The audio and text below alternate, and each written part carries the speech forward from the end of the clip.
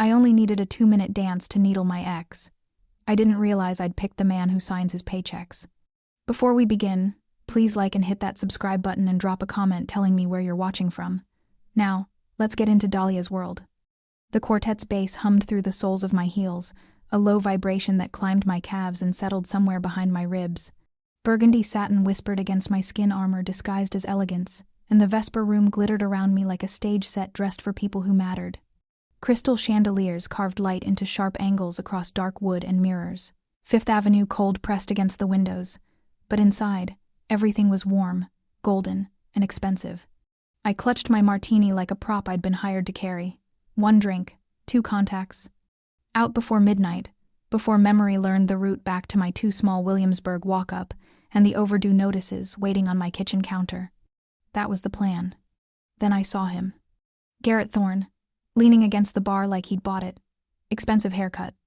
A watch he couldn't afford without favorable loan covenants, and whatever woman stood beside him this week, blonde, polished, the kind of arm candy that came with an expiration date. His hand rested on her lower back, possessive, familiar, the same way it used to rest on mine, back when I thought his help came without strings. My throat tightened. Heat crawled up my neck, the kind that had nothing to do with the room temperature, and everything to do with the memory of his voice the last time we'd spoken. You'll always need someone like me. Dahlia, you're good at looking the part, but without me, you're just another freelancer pretending she matters. I should have turned. Should have slipped out the service door before he clocked me. But I'd spent 3 years learning to survive Manhattan by not running, by curating every entrance and exit like a gallery opening. So I held my ground, lifted my chin, and reminded myself that fear was just another costume I refused to wear. That's when Garrett's eyes found mine across the room. His mouth curved, not a smile, a smirk, the kind that said, "I knew you'd be here.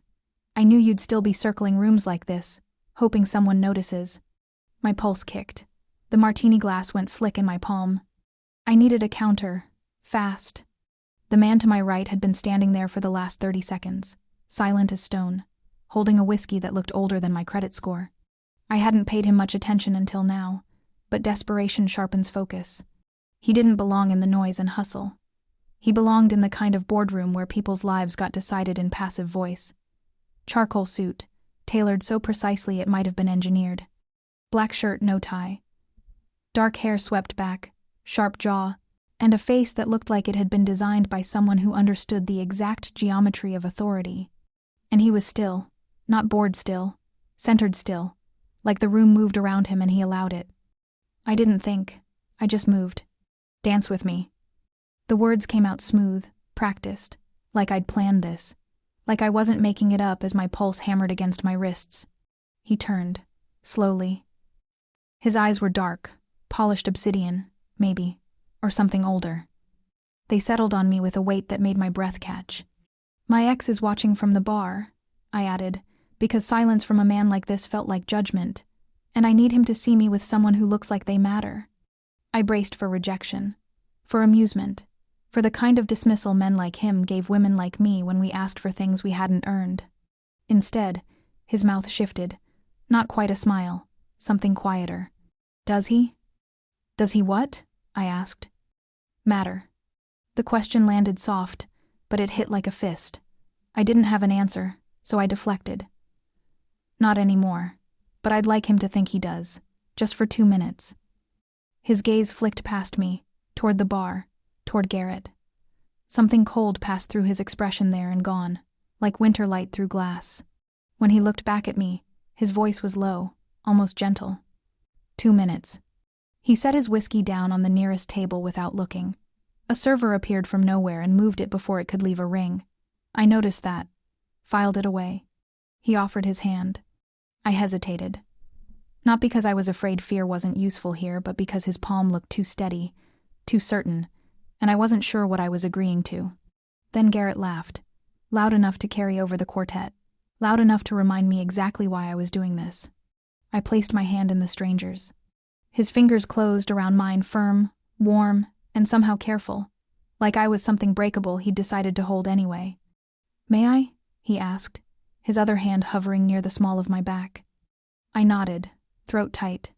His palm settled there, just above the curve of my spine. The touch was light, professional, but the way the room seemed to shift around us wasn't. He led me onto the floor with the kind of ease that came from muscle memory, from years of knowing exactly how much space his body took up and how to move through it without asking permission. The quartet slid into something slower, a waltz maybe, something old and deliberate. We fell into rhythm. "I'm Dahlia," I said, because silence between strangers on a dance floor felt like a dare I wasn't ready to take. "Damon." Not "I'm Damon," just the name, like it was all I needed.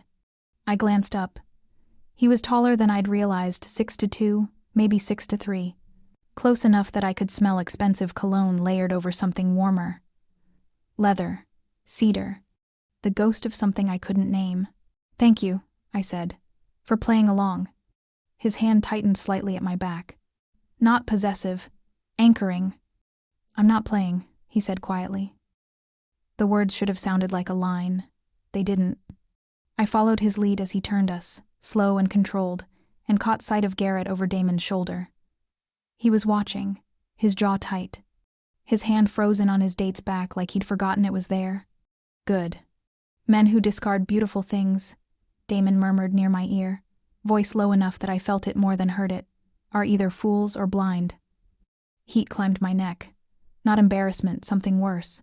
Something that felt like being seen when I'd spent years perfecting the art of being looked at without being known. "You don't have to say that," I whispered. "This is just pretend." He pulled back slightly, just enough to meet my eyes. His expression didn't shift, but something in his gaze sharpened. "I never say things I don't mean, Dahlia." The way he said my name slowly, deliberately, like he was tasting it, sent a flush through me that had nothing to do with the warmth of the room. I forgot about Garrett, about the overdue notices, about the careful performance I'd walked in wearing. For 30 seconds, there was just the music, the soft gold light catching in the mirrors, and this dangerous, impossible stranger holding me like I was something that mattered. Then I noticed the others. 2 men in dark suits near the bar. Not staff, too still, too watchful. Their eyes tracked us. But not the way security tracks a crowd. They tracked him. The bartender glanced at Damon, caught his eye, and gave a slight nod. Another server drifted past, refreshed a drink at a nearby table without being asked, and moved on. The floor manager hovered at the edge of the room, posture careful, like he was waiting for a signal. My pulse kicked again, but this time it wasn't nerves, it was recognition. "You come here often?" I asked lightly, testing. "Often enough. The staff knows you. They know everyone who matters." His tone was even, unbothered, but the corner of his mouth shifted amusement or warning. I couldn't tell. Before I could press, I felt it. A shift in the air behind me. A presence closing in, clumsy and aggressive. Garrett. Damon's body angled before I could react, shifting so he stood between me and whatever was coming. His hand stayed steady at my back. His voice stayed low. "Let him come," he said quietly. Perhaps it's time he learned the value of what he discarded. Garrett's voice cut through the music, too loud, too sharp. "Dahlia." I turned, and there he was, red-faced, drink in hand, eyes already glassy. The blonde was nowhere in sight. "I've been calling you," Garrett said, stepping closer. "For weeks." "What the hell?" I stepped back instinctively, and my shoulders met the solid wall of Damon's chest. His hand stayed firm, grounding. "I changed my number," I said, hating the tremor in my voice, "for obvious reasons." Garrett's gaze flicked to Damon, dismissive at first, then wary. "Who's this?" he sneered. "Didn't take you long to move on." "That's none of your business anymore," I said, finding my footing. "Leave, Garrett." "I think the lady's made herself clear." Damon's voice was quiet. Too quiet. The kind of quiet that made the air feel thinner. Garrett laughed, but it came out wrong, brittle, defensive. "The lady? Who talks like that?" He took a step closer, emboldened by alcohol and an audience he thought he controlled. "Stay out of this, man. This is between me and—" Damon moved. Not fast, not violent, just decisive. One moment, Garrett was reaching toward me. The next, Damon's hand was firm against his chest, and Garrett was stepping back, balance lost. "That's not going to happen," Damon said softly. "Now I suggest you return to your date before you embarrass yourself further." Garrett's face flushed darker. "You don't know who you're—" "No," Damon interrupted, voice dropping even lower. You don't know who you're messing with. The two men in suits shifted closer. Not obvious, just present. Garrett noticed. His bravado flickered. This isn't over, Dahlia, he muttered, but the threat sounded hollow. We need to talk about your obligations. You signed paperwork. You owe me. The words hit like a slap, because they were true, sort of. The predatory credit line he'd helped me secure. The consulting clause I'd signed without reading closely enough. The leash he'd disguised as a favor. There's nothing to talk about, I said, voice steadier now. We're done. Enough! Damon didn't raise his voice. Didn't need to. Garrett stared at him, then at the two men flanking the room, then back at Damon. Whatever he saw made him back up another step. Whatever, he muttered. She's not worth the trouble. He turned and shouldered his way back through the crowd, unsteady, diminished. I released a breath I didn't know I'd been holding. My knees went soft. Damon's hand shifted to steady me, palm warm through the silk at my waist. Are you all right? He asked, and the concern in his voice felt real, uncomfortably real. I nodded, not trusting my voice. He studied me for a moment, then gestured toward a corner booth I hadn't noticed before. Leather. Quiet. A fresh martini already waiting beside my half-empty glass. Sit, he said gently. You shouldn't be on your feet right now. I'm fine, I lied. You're shaking. I was. Damn it. He guided me toward the booth, hand never leaving my back, and the crowd parted without him asking. The server didn't approach. The manager didn't hover. It was like the room had been told to give us space. I slid into the booth, and Damon settled across from me, close enough that his knee brushed mine under the table. Thank you, I said quietly. I should probably go. This was a mistake, he finished. I don't know what it was. He leaned back, fingers drumming once on the table, considering. The night is still young, he said, and you barely touched your drink. I glanced at the fresh martini. How did that get here? I take care of what's mine, he said. Then paused, corrected. Not that you are mine, but for tonight, while we're pretending. He let the sentence hang. An invitation, a warning, a question I wasn't ready to answer. I should have left, should have called a car and gone back to my walk-up in the safety of being alone. But something in his eyes, something lonely, something that recognized the performance I wore like skin made me stay. One more drink, I said, to thank you properly. His smile, when it came, was real. It softened the severe lines of his face, made him look younger, less guarded. One more, he agreed. As I settled in, I caught sight of Garrett at the bar, arguing with the blonde, gesturing in our direction. The two men in suits still flanked the exits, eyes never leaving Damon. And that's when I noticed it. A shift in his jacket as he reached for his phone.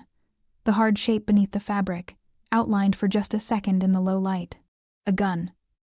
My pulse stuttered. I should have been afraid. I wasn't. And that scared me more than anything else that night. The morning arrived cold and unforgiving, the way November mornings in Williamsburg always did. Gray light leaked through my third-floor window, doing nothing to soften the stack of envelopes on my kitchen counter. Past due. Final notice. Account suspended pending payment. I'd made it home sometime after 2, taken off the burgundy dress like I was shedding evidence, and collapsed into bed without bothering to wash my face. My cat, Bronte, a tortoiseshell rescue with opinions about everything, had expressed her displeasure at my late arrival by knocking my water glass off the nightstand. Now she sat on the counter beside the bills, green eyes narrowed, tail flicking in what I'd come to recognize as judgment. Don't start, I muttered, reaching for the French press. The knock came before the coffee finished brewing. I wasn't expecting anyone. Deliveries went to the lobby. My neighbors knew better than to bother me before 9. I peered through the peephole and saw a courier in a branded uniform, holding a paper cup and a small envelope. I opened the door a crack, chain still latched. Delivery for Dahlia Rue, he said, pleasant and professional. I didn't order anything. Prepaid, ma'am. Have a good day. He set the cup and envelope on the doormat and left. Before I could ask questions I wasn't sure I wanted answered. I stared at the cup for a full 10 seconds before unlatching the chain and bringing it inside. The logo belonged to a coffee shop 3 blocks over the expensive one I walked past every morning and never entered because $6 lattes weren't in my budget. The cup was still warm. My usual order: oat milk, no foam, extra shot. The envelope was cream-colored, heavyweight paper. No return address, no signature inside. Just a note in clean, minimal handwriting. You left before I could say goodnight properly. My pulse kicked. I told myself it was irritation, not the flutter of something I refused to name. I threw the note in the trash. Drank the coffee anyway. It was perfect. Bronte watched me from the counter, unimpressed. "It's just coffee," I said aloud, like I needed to convince someone. She blinked slowly. The feline equivalent of "sure it is." I spent the morning the way I spent every morning, trying to make my life look more successful than it felt. The hospital foundation deck was due Friday. Pro bono work didn't pay my rent, but it kept my portfolio current and my name in circulation among the kind of people who eventually did pay. I'd been up until 3 the week before, building a rebrand strategy for a nonprofit with a 6-figure endowment and a marketing budget that could barely cover printing costs. The work was good. It always was. I knew how to make small budgets look like smart investments, how to curate an image that whispered premium instead of desperate. I just couldn't seem to do the same for myself. My phone buzzed. An email notification. From Garrett Thorne. Subject: checking in. My stomach tightened before I even opened it. "Dahlia, I hope you're doing well. I wanted to follow up regarding the line of credit we established last year. As you'll recall, there's a temporary performance clause tied to the terms specifically, a revenue share provision on client engagements executed during the active lending period. I haven't received the Q4 report yet, and I'm sure it's just an oversight, but I wanted to remind you that per Section 7C, I retain audit rights to verify compliance. Let me know when we can sync calendars. Looking forward to reconnecting. G." The words were polite, professional even, but the subtext was a fist around my throat. Audit rights, revenue share, compliance. I opened my filing cabinet, a dented metal 2-drawer I'd found on the curb, and pulled out the folder labeled Credit, Thorne Advisory. The contract was 8 pages, dense with legalese I'd skimmed, but never truly read. I'd been desperate. 6 months behind on rent, a branding pitch for a restaurant group that required upfront design work I couldn't afford, and Garrett offering a lifeline with a smile that looked like generosity. I should have known better. Section 7C was buried on page 6. My eyes snagged on phrases that turned my stomach. Ongoing performance monitoring, access to linked accounts for verification purposes, revenue participation not to exceed 18% of gross receipts during the covenant period. 18% of everything I earned, for a year. But it was the next clause that made my vision blur.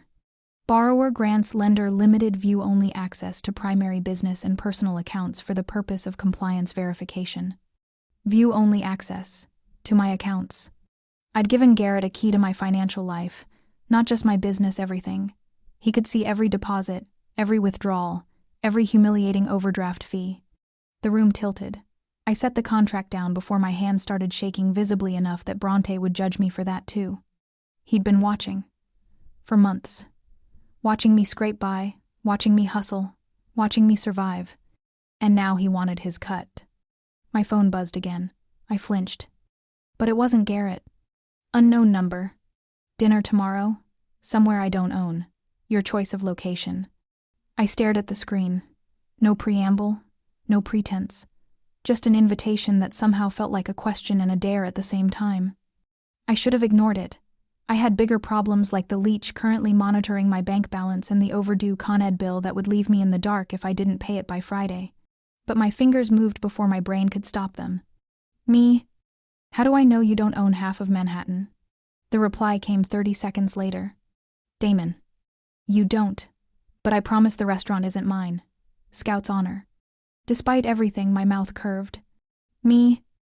Were you ever a scout?" "Damon. No, but I'm trying to make a good impression."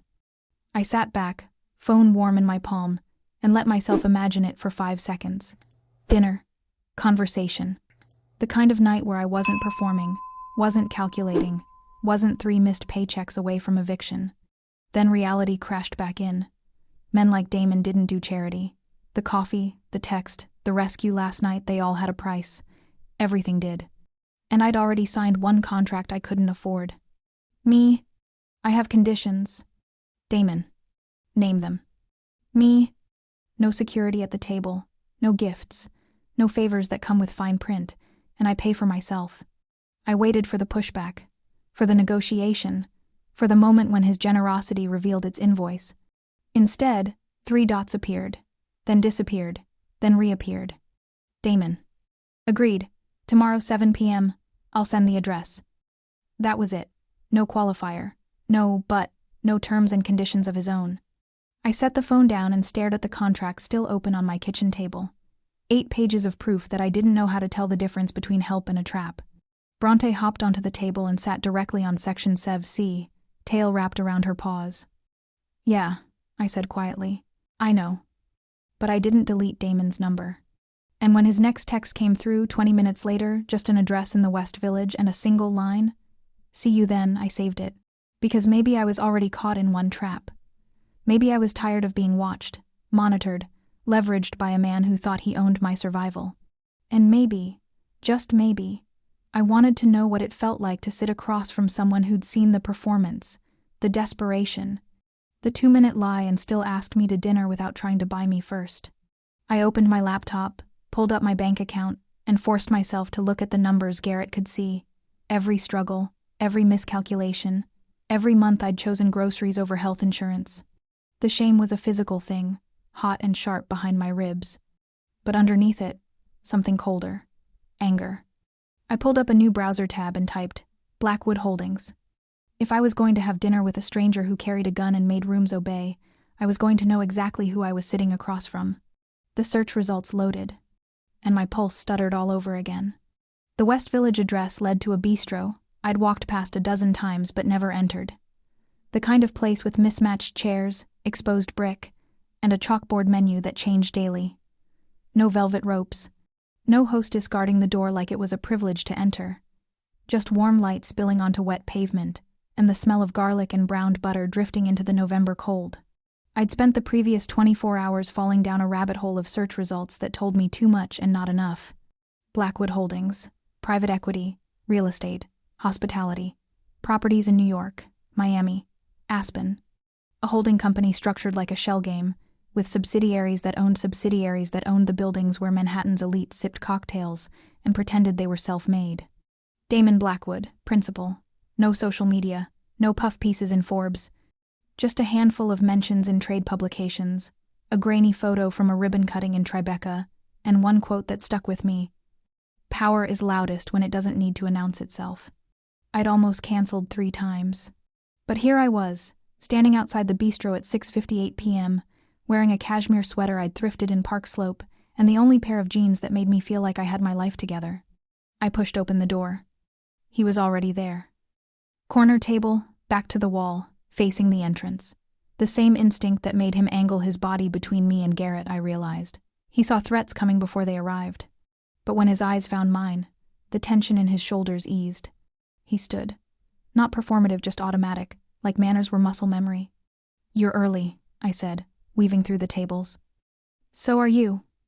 "I'm always early. It's a control thing." His mouth curved. "I know." He gestured to the booth. Worn leather, soft lighting, a corner that felt private without being isolated. "Where do you want to sit?" I blinked. Men didn't ask me that. They chose the power seat back to the wall, view of the room, and expected me to fold myself into whatever space remained. "You were here first," I said carefully. "And you're my guest." He waited, patient. "I'm comfortable anywhere, Dahlia. You choose." It was a small thing, a stupid thing to feel emotional about, but I slid into the seat he'd been occupying back to brick, sight lines clear, and watched him take the chair across from me without hesitation. "Thank you," I said quietly. "For what?" "For not making it a thing." He settled in, hands loose on the table. No watch tonight, no rings. Just the faint shadow of a scar curving around his left wrist, pale against olive skin. "I don't do theater, Dahlia," he said. "I got enough of that growing up." A server appeared with water and menus, smiled at Damon with the easy warmth of recognition, and left without hovering. "You said you don't own this place," I said. "I don't. My cousin does. But he's in Paris, and I promise not to interfere." He leaned back, eyes on mine. "Order whatever you want. The duck is obscene." So is the mushroom risotto. You're not worried I'll bankrupt myself? You said you'd pay for yourself. I'm respecting that. His expression didn't shift, but something softened in his gaze, even though I hate it. I laughed before I could stop myself. Noted. We ordered. I chose the risotto because it felt safer than duck, and he ordered steak, medium rare, with a side I didn't catch. The wine list stayed closed between us. Water was fine. I needed to stay sharp. So, I said, tracing the rim of my glass. Blackwood Holdings. You could have mentioned that. You didn't ask. You didn't offer. Would it have changed anything? He asked. At the Vesper Room. If I'd introduced myself with a business card and a net worth estimate. But I considered that. Probably. I would have thought you were showing off. Exactly. And now?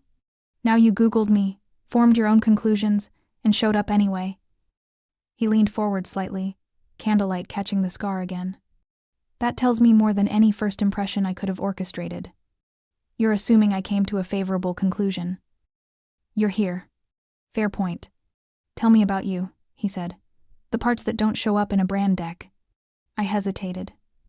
This was the part where I usually deflected, offered the curated version ambitious, resilient, unbothered. But something about the way he waited, without filling the silence, made me try honesty instead. I'm good at making things look expensive, I said slowly. Brands, events, people. I can walk into a room and read it in 30 seconds who matters, who's pretending, where the power sits. It's a survival skill I turned into a career. And when you're not performing? The question landed soft, but it cracked something open. I don't know, I admitted. I haven't had the luxury of finding out. He nodded, like that made perfect sense. Like I hadn't just confessed to being a shell with good branding. I grew up in hotels, he said after a moment. My parents bought a failing property in Brooklyn when I was 7. We lived in a converted office on the 2nd floor while they renovated around us. I learned to read people young who paid on time, who'd skip out, who needed help and who needed boundaries. Is that why you carry a gun? I asked, then immediately regretted it. But he didn't deflect. Yes. A guest put my mother in the hospital when I was 13. She survived. I decided survival wasn't enough. He paused, fingers drumming once on the table. I also decided that protection doesn't have to look like violence. Sometimes it looks like leverage, or a quiet word, or being in the right room at the right time. Like he'd been at the Vesper Room, when I'd needed him. The food arrived. We ate slowly, trading stories in careful slices. His scar, a kitchen fire at the family's first property. Copper pipe through drywall. 17 stitches. My cat found behind a dumpster in Bushwick, nursed back to health with canned tuna and stubbornness. When the check came, I reached for it. He let me take it. Watched me calculate tip, pull out my card, and hand it to the server without commenting on the interest rate I knew was bleeding me dry. Dessert? I asked, a small test. He smiled. If you want it. I ordered tiramisu. He ordered nothing, and stole bites from my plate when I offered the spoon. It felt like partnership, like I could take up space without apologizing for it. Outside, the pavement gleamed under streetlights, slick from earlier rain. The air smelled like wet leaves and distant subway steam. We walked slowly. No destination. Just movement. Dahlia, he said, and the way he shaped my name, careful, deliberate, felt like a promise being made. I stopped, looked up, waited for the kiss I suddenly dangerously wanted. He didn't move closer. Daylight again? He asked instead. I should have said no. Should have thanked him for dinner, drawn a boundary, gone home to my overdue bills and the safety of being alone. Yes, I said. His smile was brief, real. Good. He hailed me a cab, paid the driver before I could argue, and stepped back onto the curb. I watched him through the rear window until the car turned on 7th. He didn't move, just stood there, hands in his pockets, watching me leave like I was something worth keeping in sight. The email arrived at 9:47 a.m. the next morning. From Miranda Chen, Chief Marketing Officer, Hartwell and Song. Subject, Brand Consultation, Referral. Miss Rue, your name came highly recommended via a mutual friend. We're looking for a brand strategist to lead a reposition for our flagship location opening in Tribeca this spring. I'd love to discuss scope and timeline at your earliest convenience. Best. Miranda. I stared at the signature.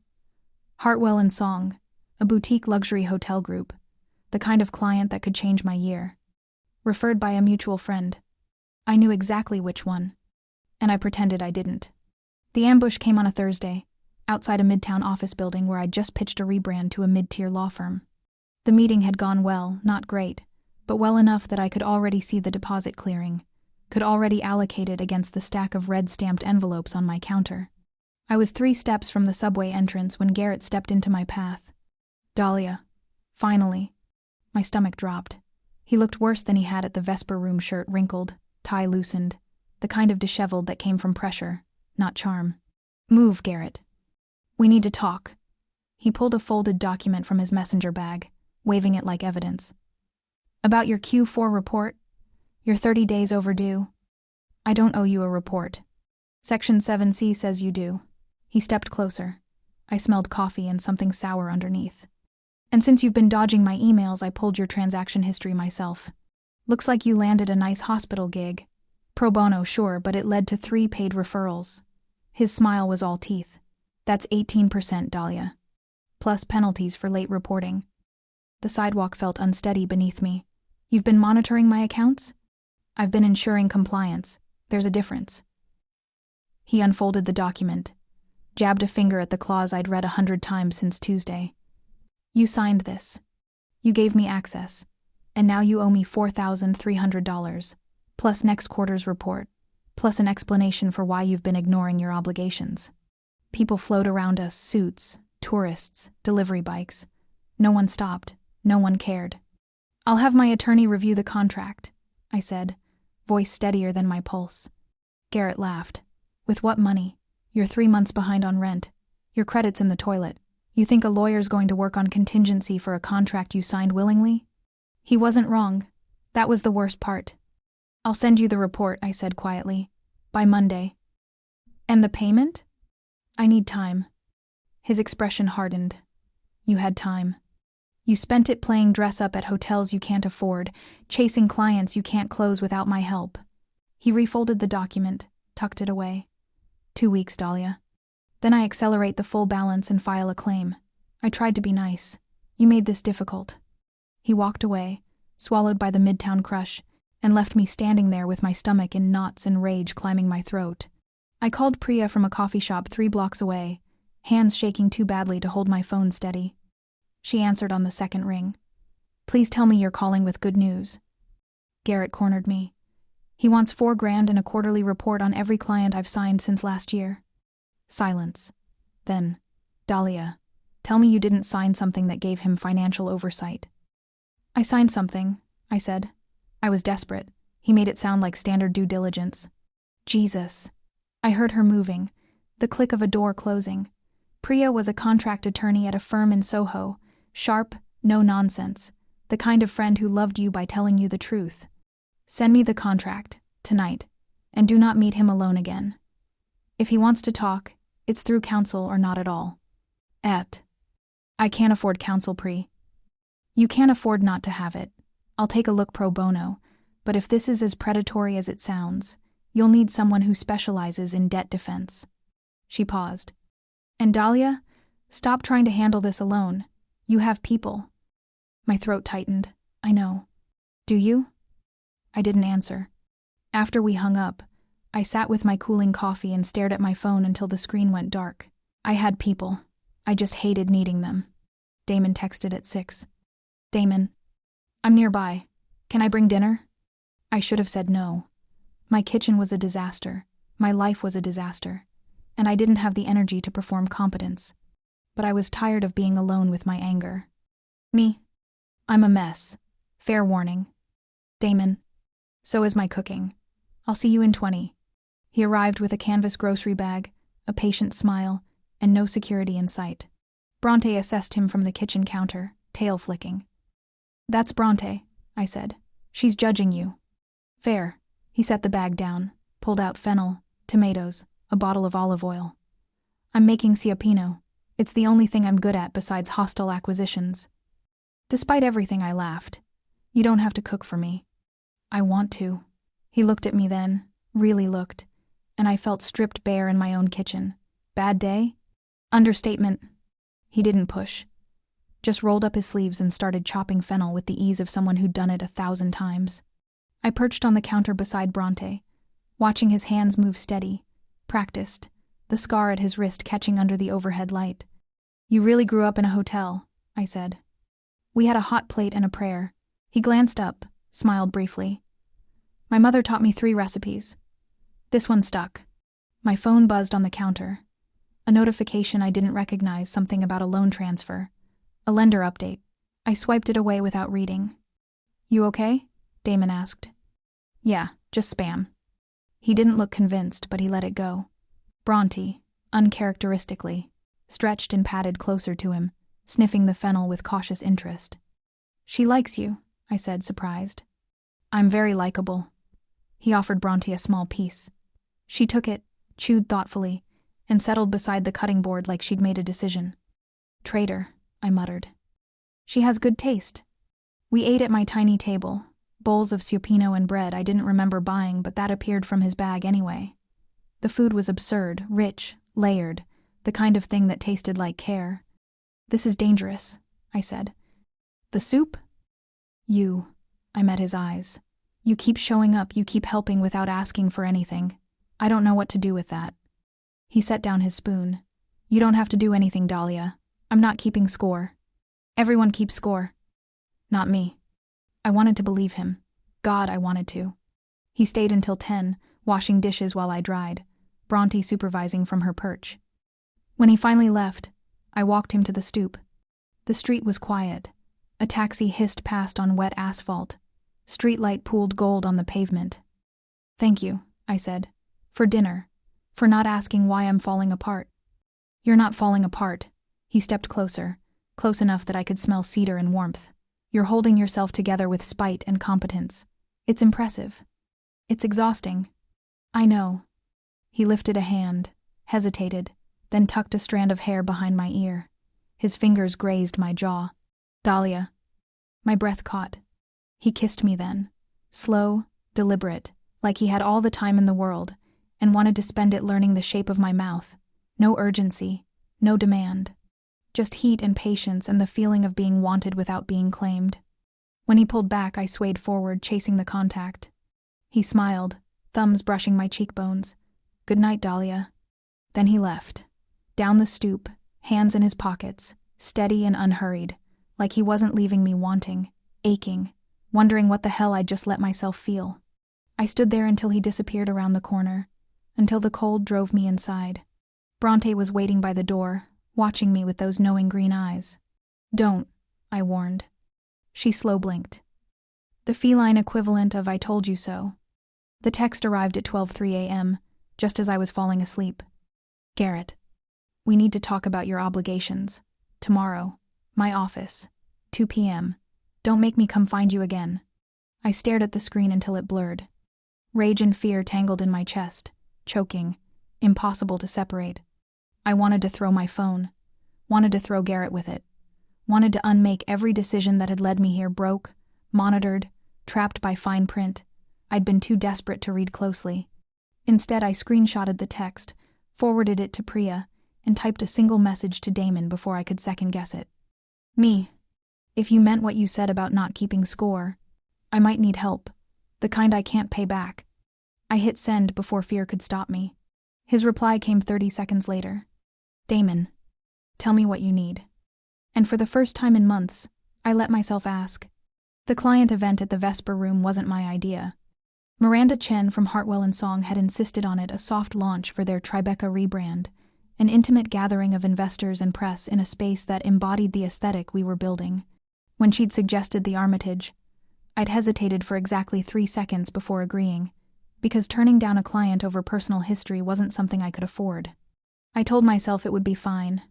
The room was big enough to avoid ghosts. I was wrong. The moment I stepped inside, the floor manager, a slim man in his 40s with wire-rimmed glasses, smiled with recognition that felt too warm for a woman who'd been here exactly once. "Miss Rue, welcome back." He gestured toward the main room, where chandeliers threw cut crystal light across mirrors and polished wood. "Your table is ready whenever you need it." I didn't have a table. Miranda did, but I nodded, smiled, and moved into the crowd with the practiced ease of someone who belonged in rooms like this, even when I didn't. The event unfolded smoothly. Cocktails, small plates, the low hum of conversation that sounded like money changing hands without anyone discussing price. I worked the room with Miranda, introducing her to a journalist I knew from a previous campaign, a photographer who owed me a favor, a food blogger with 250,000 followers. I was good at this. I'd survive the night. Then I felt it, the shift in the air that meant someone was watching. I turned. Damon stood near the bar, dark suit, no tie, a glass of whiskey in his hand. He wasn't looking at me, wasn't looking at anything in particular.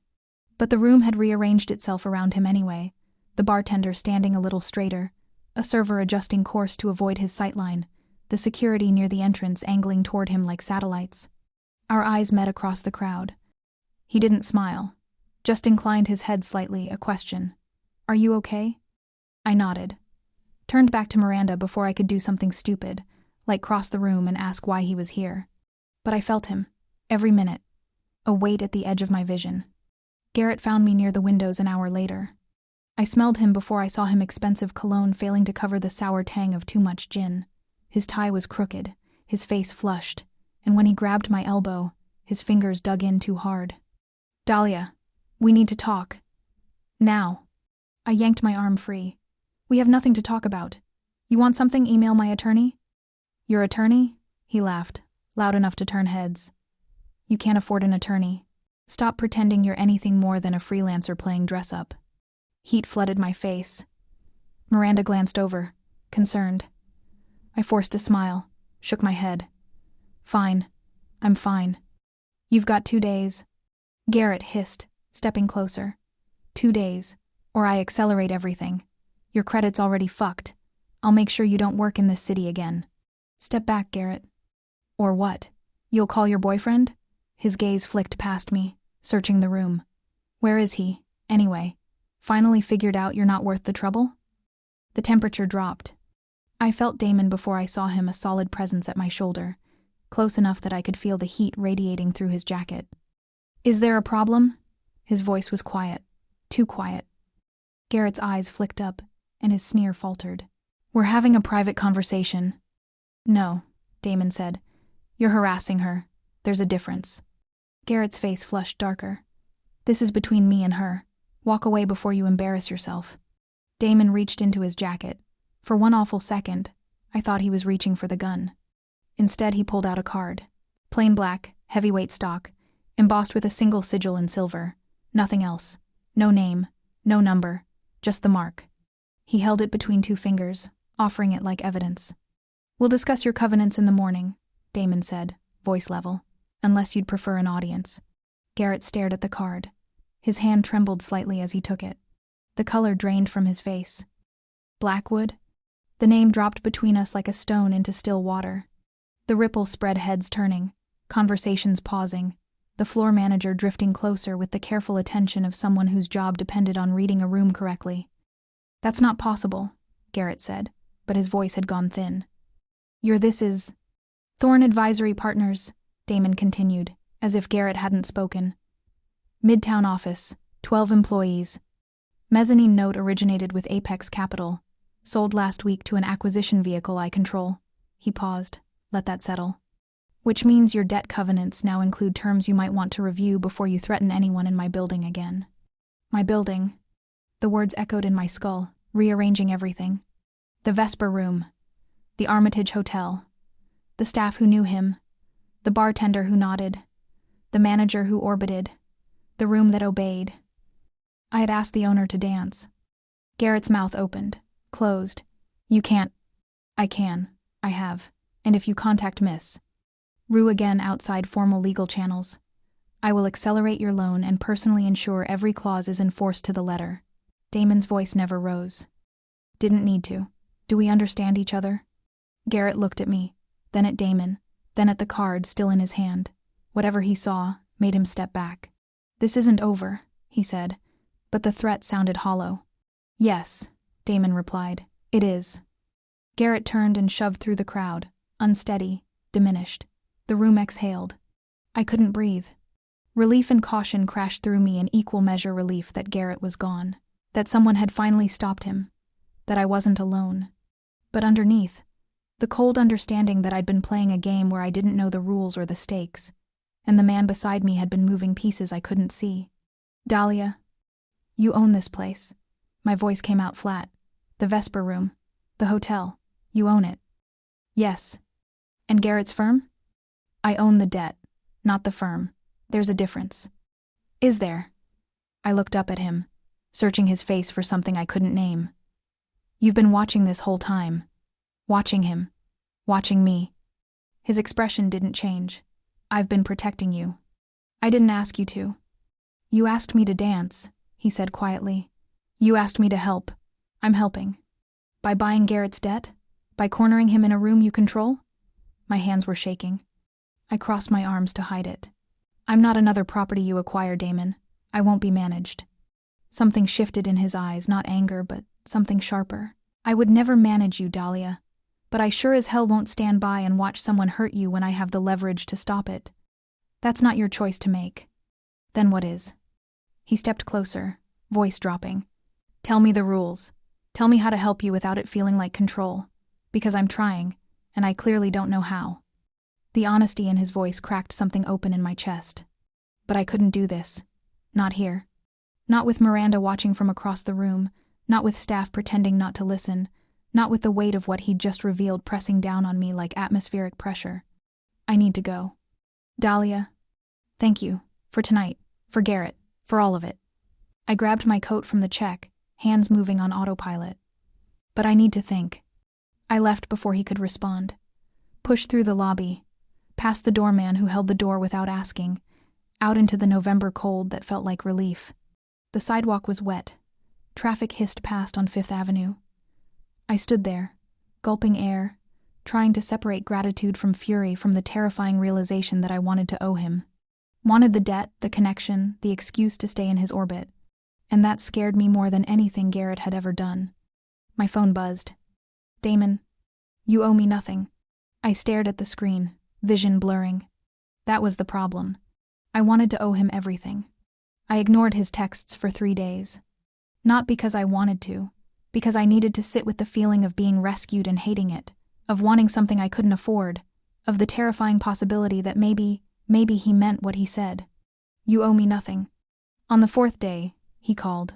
I answered before I could reconsider. Dahlia. Just my name. Relief and something else underneath. Hi. Are you okay? I don't know, I said honestly. Are you going to tell me I am? No. I'm going to ask if you'll come to Tribeca.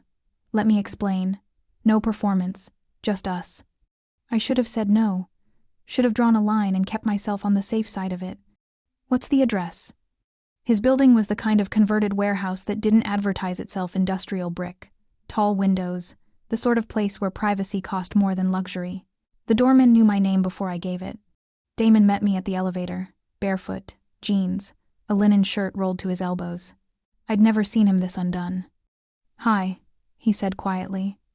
Hi. He led me upstairs without asking if I'd changed my mind, which I appreciated. The apartment was what I expected and nothing like it. Open plan, exposed beam, floor-to-ceiling windows facing the Hudson. But it felt lived in. Books stacked on tables. A coffee cup abandoned on the counter. A blanket thrown over the back of a leather couch. Come on, he said, gesturing toward a glass door. The view's better outside. The terrace stretched the length of the apartment, wood decking and winter bare planters and the Hudson rolling out below us, blue-gray and endless under a pale sky. The cold bit through my coat, but I didn't care. It's beautiful, I said. It's quiet. He stood beside me, hands in his pockets, gaze on the water. That's why I bought it. After years of hotels' noise, people, constant motion, I needed a place where I could just stop. We stood in silence for a long moment. The city hummed below, muted by distance and elevation. What do you need that no one lets you ask for? The question came so softly I almost missed it. I turned. He was watching me now, eyes steady, waiting without expectation. Why does it matter? I asked. Because I want to know you. Not the version you show at galas. Not the strategist or the survivor. He paused. Just you. The woman who won't let me pay for dinner and rescues judgmental cats and performs competence so well I almost didn't see how tired you are. My throat went tight. You don't know me. Then let me. I looked away, out at the water, and tried to find words for the truth I'd been running from. Performing kept me safe, I said finally. After my dad left, my mom taught me that need got priced, that asking for help meant giving someone leverage. So I learned to curate everything: how I dressed, how I spoke, who I knew. I learned to make myself look expensive so no one would know I was desperate. I swallowed hard. And it worked. Until Garrett. Until I was so tired and so broke that I let someone help, and he turned it into a leash. Damon didn't speak. Just listened, the way he always did, like my words mattered. So when you show up with coffee and answers and power, I continued, I don't know what to do with it. I don't know how to let you help without waiting for the invoice. What if there isn't one? There's always one. Not from me. He turned to face me fully.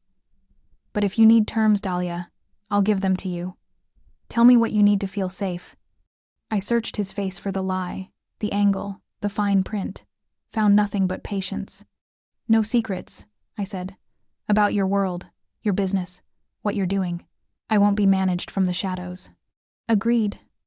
No gifts that turn into favors. No quiet fixes that leave me owing you. Okay. And no buying my problems. I lifted my chin. I know you can.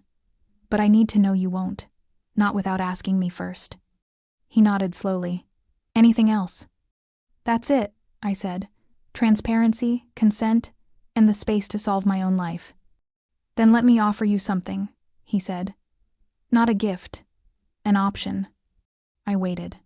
I know people. Clients who need what you do. I can make introductions, no strings, no expectations. You take the meetings or don't. You close the business or don't. Your work, your terms, that's still a favor. It's a referral. You do good work, Dahlia. People should know. I wanted to argue. Couldn't find the flaw. And, he continued carefully, if you want to formalize your practice, build an agency, hire help, stop living, project to project, I can fund it. Not a loan, not a stake. Stewardship, not strings. You'd control the board, choose your partners, own your work. I'd be a silent investor, literally silent. Why would you do that? Because watching you brilliant and broke pisses me off, he said bluntly. And because I have capital that should be working for people who will use it to build something real. I stared at him. You're serious. Completely. I'd pay you back. If you want to. In 10 years. Or never. I'm not keeping score, Dahlia. I told you that. The weight in my chest shifted. Not gone, but lighter. I need time, I said, to think about it. Take all the time you need. Music drifted from somewhere below a neighbor's open window. Maybe. Or a passing car.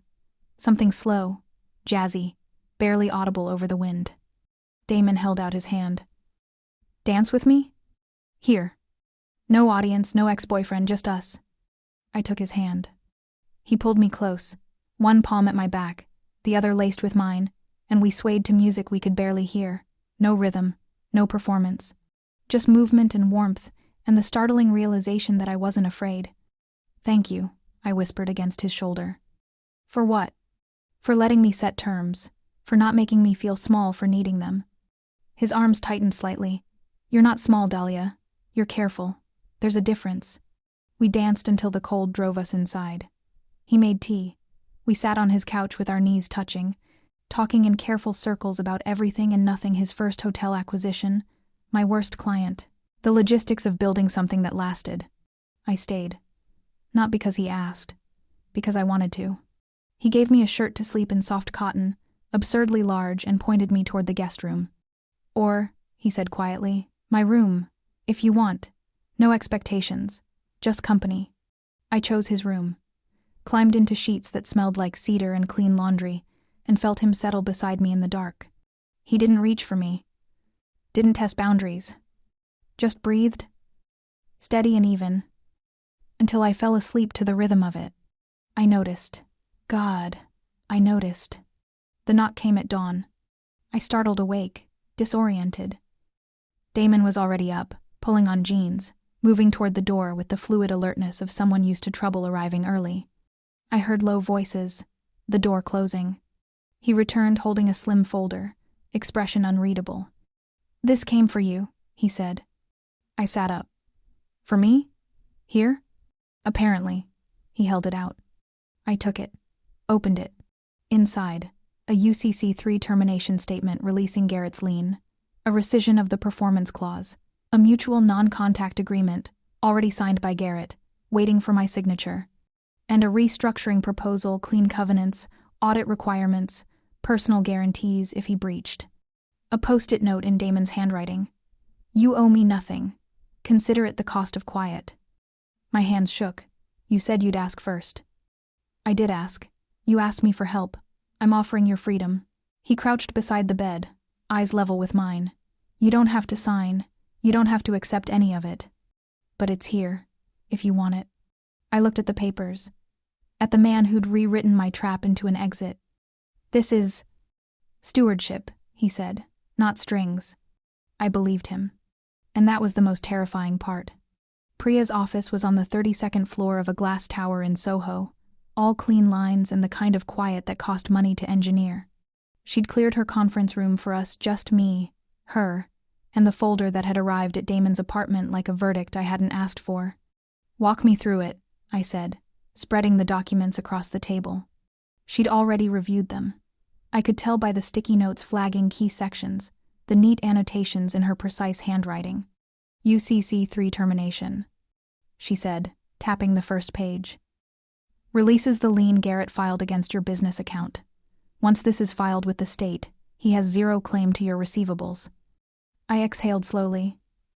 "And this?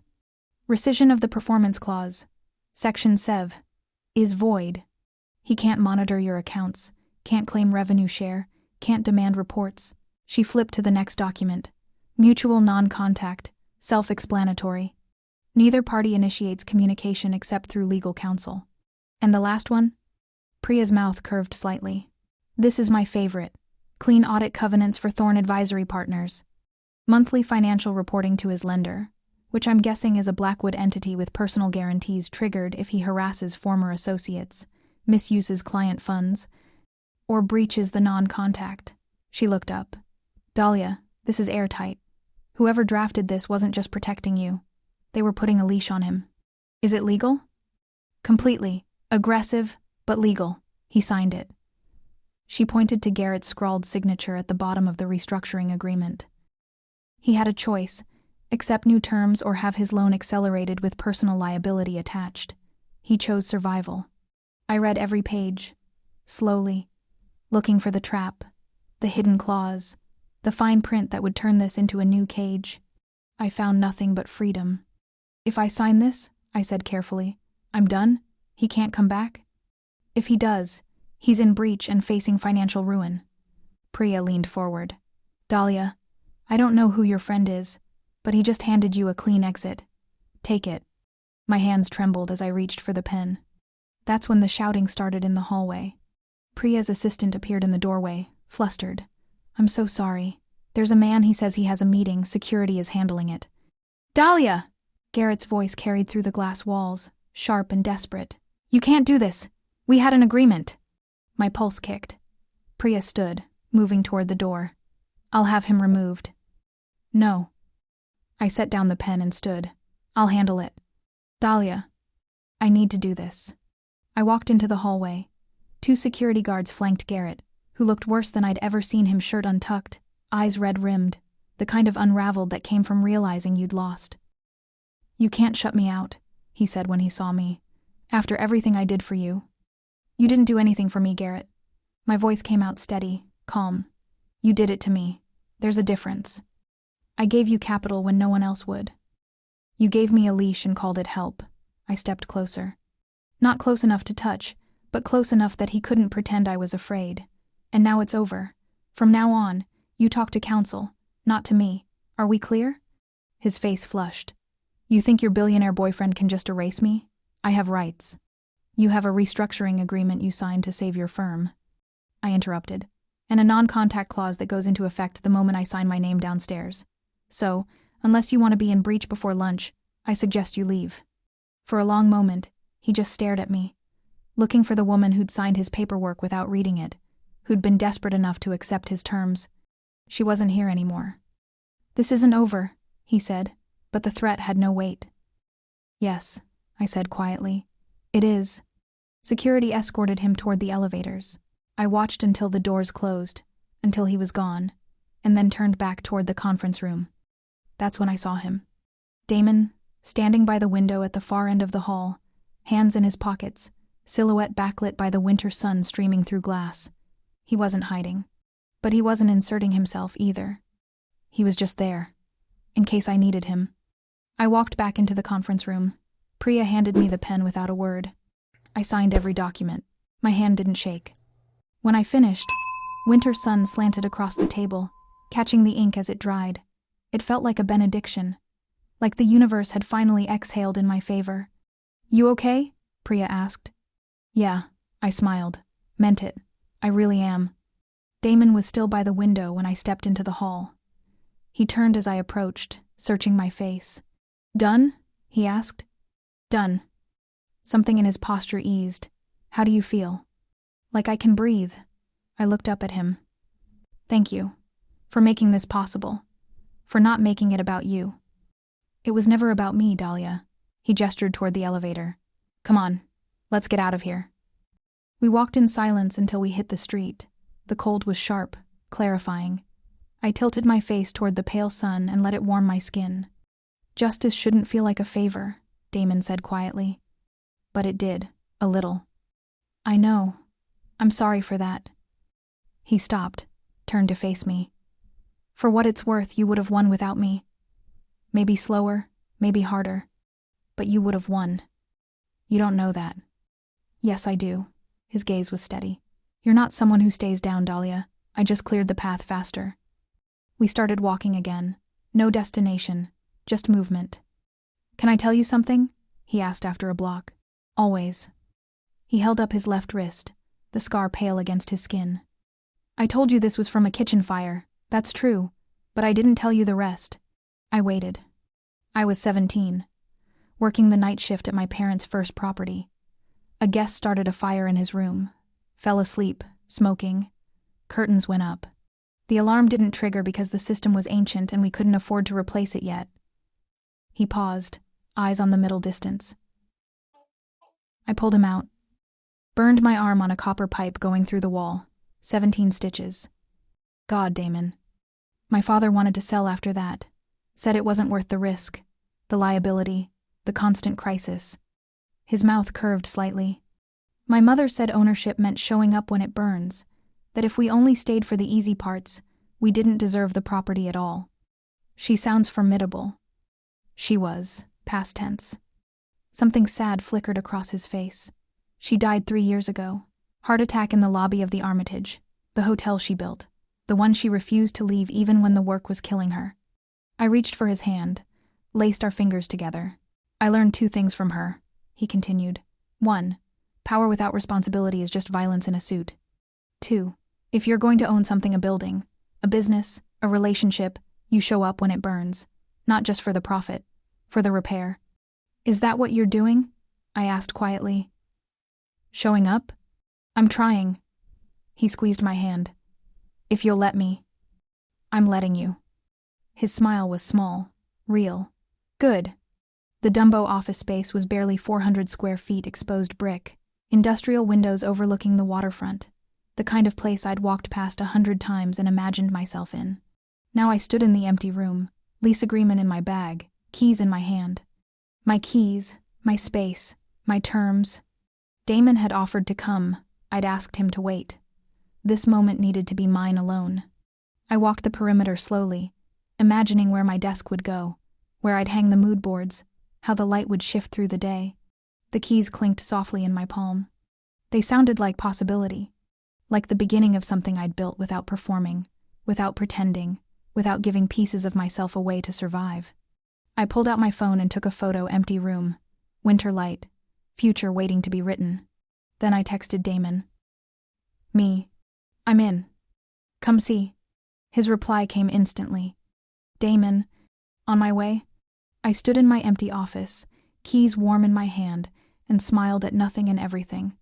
For the first time in years, I wasn't running. I was building. The agency launched on a February morning when the East River looked like hammered silver, and my coffee tasted like victory. 2 anchor clients, Hartwell and Song's Tribeca property, and a boutique wine importer Damon had introduced me to with a single email and 0 strings attached. The hospital foundation project was pro bono, but it had already spun off 2 paid referrals. I'd hired an assistant, Maya, 23, whip-smart, grateful for the chance, and a teen photographer from the neighborhood whose Instagram had better composition than half the professionals I knew. The Dumbo office had furniture now. A desk I'd found on Craigslist, mood boards covering one wall, a coffee maker that worked most of the time. It was small, scrappy, mine. Damon had sent flowers on opening day, wildflowers, not roses, with a note that read, "Proud of you, D." I'd kept the note, thrown away the flowers when they died. Kept the note. We fell into a rhythm that felt less like dating and more like building dinner when our schedules allowed. Texts that were mundane and perfect. Bronte knocked over your plant. She's unrepentant. Nights at his place or mine where we worked in comfortable silence until one of us looked up and remembered we weren't alone. It felt sustainable, real. Then the headline hit. Maya found it first. She'd been scrolling through a gossip site during lunch, the kind of low-grade internet noise I usually ignored when her face went careful. Dahlia?" She turned her phone toward me. Blackwood air spotted with mystery model at charity gala. The photo was sharp, well-lit, damning. Damon in a tuxedo, a woman in a silver gown beside him, his hand at the small of her back. She was tall, blonde, the kind of beautiful that looked engineered. They were laughing. The old ache roared back, sharp and familiar. The feeling of being replaceable. Forgettable. The optics shrinking me into something small and temporary. "I'm sure it's nothing," Maya said quickly. "Yeah." My voice came out flat. "Probably." But I stared at that photo for 5 full minutes after she went back to her desk, cataloging details. The ease of his posture, the way his hand rested exactly where it had rested on me. I told myself I was being irrational. That one photo didn't mean anything. I didn't believe myself. He called at 7. "Hi." His voice was warm, tired. "How was your day?" "Fine. Yours?" A pause. "What's wrong?" "Nothing."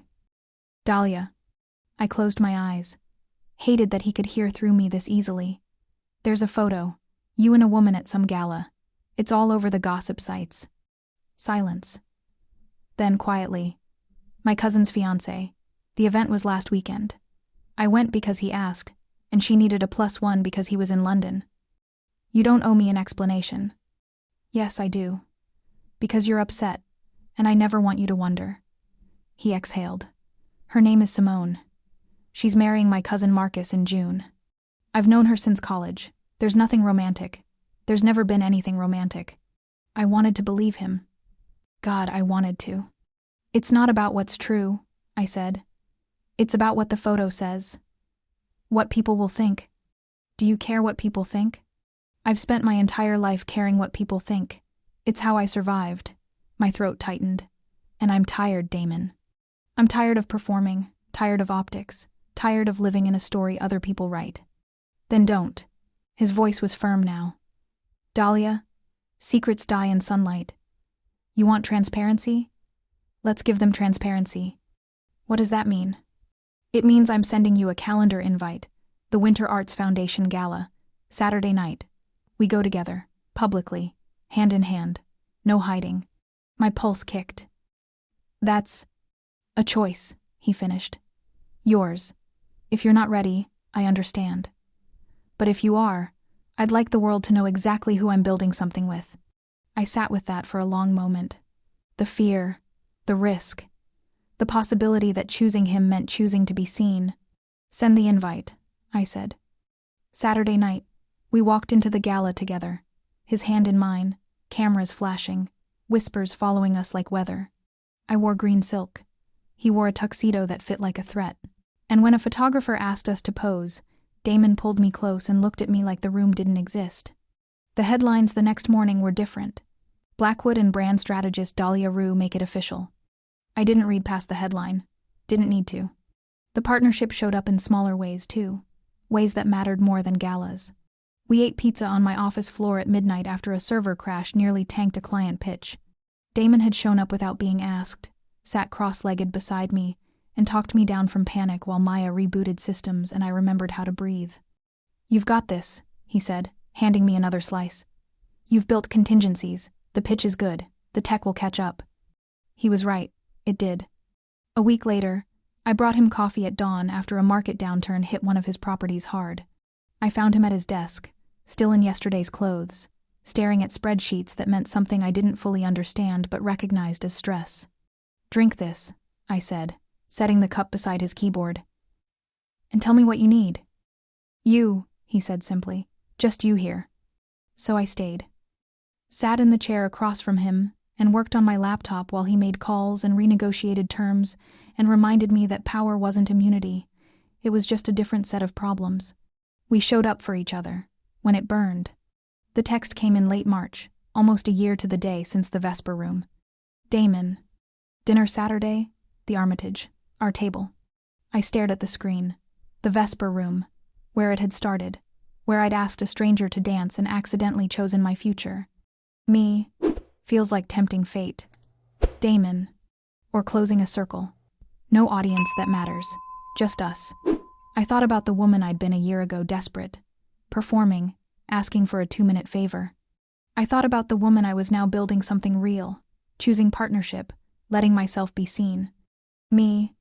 I'll be there. Saturday arrived cold and clear. I stood in my apartment staring at my closet, and my hand went automatically to the burgundy dress. Not because I needed armor. Because I wanted to. Because a year ago I'd worn it to survive, and tonight I'd wear it to celebrate. I slipped it on. It fit differently now, or maybe I wore it differently. Confidence instead of performance. Choice instead of necessity. Bronte watched from the bed, tail flicking approval. "Don't wait up," I told her. She slow blinked and went back to sleep. The Armitage glowed against the evening sky, warm light spilling onto Fifth Avenue. I walked through the lobby, no hesitation, no fear, and the staff greeted me by name. Not because I was with Damon. Because they knew me. Because I'd been here enough times, for enough events, that I belonged in my own right. The Vesper Room doors were open. Chandeliers threw cut crystal light across mirrors and dark wood. The quartet was already playing, something slow and familiar. I paused at the threshold. The same room. Different woman. The quartet struck the first note of a waltz, and I stepped inside. The floor manager saw me first. His face broke into a genuine smile, not the professional kind, the real one. "Miss Rue, welcome back." "Thank you, James." He gestured toward the main room. "Mr. Blackwood is waiting for you." I walked through the Vesper Room, and it was the same space that had glittered like a stage set a year ago. All crystal and dark wood, and the kind of light that made beautiful people look immortal. But it felt different now. Smaller, maybe? Or I felt bigger? Staff nodded as I passed. The bartender, Marcus, I'd learned his name months ago, raised his hand in greeting. A server smiled. Not because I was with Damon. Because they knew me. Because I'd been here for client dinners and charity events, and one memorable night when Maya and I had celebrated our first 5-figure contract with champagne we could actually afford. I caught my reflection in one of the gilt-edged mirrors and stopped. The woman looking back wore burgundy satin and confidence in equal measure. Her shoulders were straight. Her smile wasn't performing for anyone. She didn't need to curate this moment, didn't need to calculate who was watching or what it meant. She just existed, fully, without apology. I almost didn't recognize her. Then I saw him. Damon stood near our table, the same corner booth where we'd sat after Garrett's first confrontation, where I'd noticed the gun and stayed anyway. He wore a dark suit, no tie, the same understated authority that had made me ask a stranger to dance when I was desperate. But when his eyes found mine, the authority softened into something that looked like home. "Hi," I said, closing the distance between us. "Hi." He took my hand, brought it to his lips, not performative, just his. "You're beautiful." "You're biased." "Factual," he corrected. The quartet played something slow. The same waltz from a year ago, I realized. The one we'd danced to when I'd been pretending and he'd been deciding. "Dance with me?" he asked. "Always." We moved to the center of the floor. His hand settled at the small of my back, careful, warm, exactly where it belonged. My palm found his shoulder. We fell into the same slow pattern, the same rhythm, but everything underneath had changed. Still pretending? He murmured near my ear. I looked up at him. At the face I'd memorized in coffee shops and on terraces, in my too small kitchen and his too quiet penthouse. The face that had learned to read me when I was still learning to be read. Not tonight, I said. Not anymore. His hand tightened slightly at my waist. Good. We turned slowly. The room moving around us, couples swaying, glasses clinking, the low hum of Saturday night in Manhattan. But I only saw him. He slowed, stopped, right there in the middle of the floor with the music still playing and the world still watching. Dahlia. My breath caught. He didn't kneel, didn't make a spectacle, just stood there, solid and certain, and pulled a small box from his jacket pocket. We started with a performance. He said quietly, "You asked me to dance so your ex would notice. I said yes because I recognized something in you, someone who'd learned to survive by being invisible while everyone was looking." My throat went tight. "Let's keep the music," he continued, opening the box, "and lose the pretending." The ring was modern, architectural, a single stone set in clean platinum, geometric and unmistakably mine. Not a billboard, not a transaction, just a question. "I'm not asking you to be seen with me," he said. "I'm asking you to build with me. Partnership, transparency, showing up when it burns." I couldn't speak, couldn't breathe, could only stand there with tears blurring my vision and the weight of a year of choices and trust, and the terrifying gift of being known pressing against my chest. "Marry me, Dahlia." The room had gone quiet, or maybe I'd just stopped hearing anything but him. "Yes," I whispered. His smile broke like sunrise. "Yeah?" "Yes." Louder now, certain. "Yes." He slid the ring onto my finger, a perfect fit, because of course he'd known. Of course he'd paid attention and kissed me slow and deep in the middle of the Vesper room, while the quartet picked up the waltz again and the room erupted in applause I barely heard. When we finally broke apart, I laughed against his mouth. "You planned this. For 3 months." The quartet requested the song. The table. "Always ours," he said, "from the beginning." I kissed him again because I could, because he'd asked, because the answer was easy when the question came from someone who'd proven that love didn't have to look like leverage. Across town, in a midtown office that had grown quieter over the past year, Garrett Thorne sat at his desk and signed the papers his attorney had couriered over. Restructuring agreement, new covenants, monthly audits, personal guarantees that would bury him if he breached. He'd tried to fight it, hired a lawyer, looked for loopholes, called in favors from people who stopped returning his emails. But Blackwood Holdings didn't negotiate. They didn't need to. So he signed. Because survival looked like submission, and pride was a luxury he could no longer afford. He wouldn't be calling me again. Wouldn't be monitoring anyone's accounts or weaponizing paperwork or mistaking desperation for leverage. Paper had beaten ego. And I hadn't needed to be in the room to win. My phone buzzed during dessert. A notification I almost ignored until I saw the sender. Blackwood Foundation. I opened it. Press release.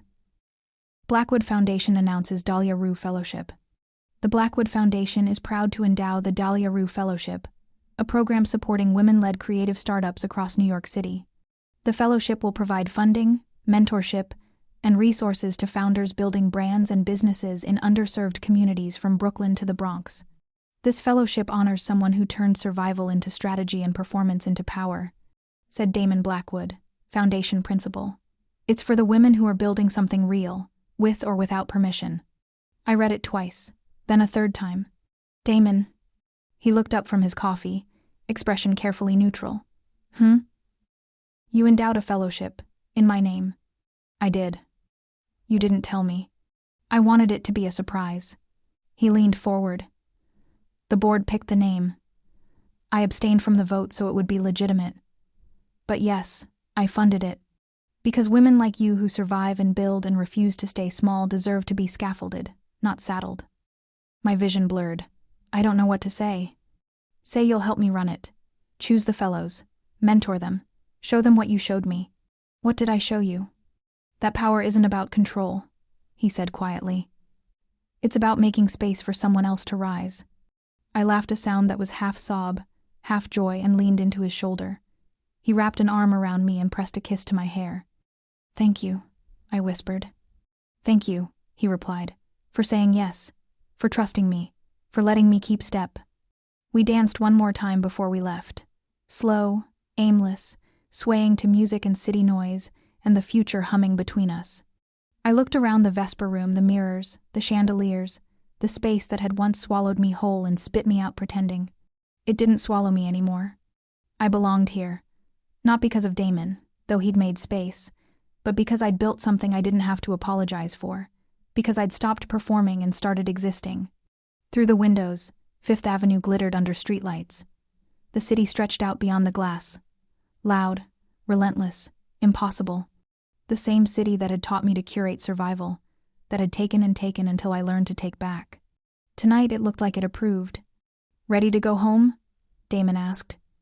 I looked up at him, at the man who'd danced with me when I'd needed an audience, who'd stayed when I needed a partner, who'd shown me that being seen didn't have to mean being owned.